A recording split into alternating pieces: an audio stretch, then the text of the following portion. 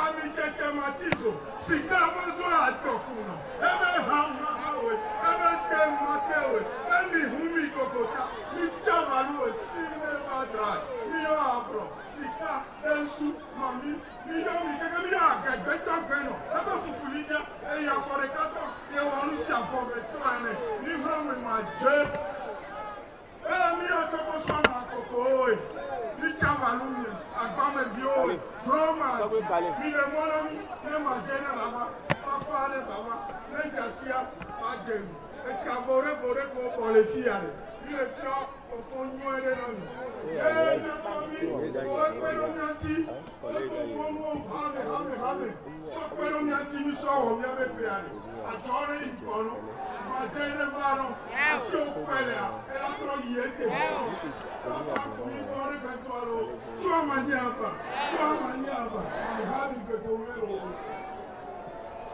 Linda Pene. Ata Sakumo Olomo avec Bacho Mekbe, il est c'est moi. Papa et le Biolo Piadi, qui est le Biolo.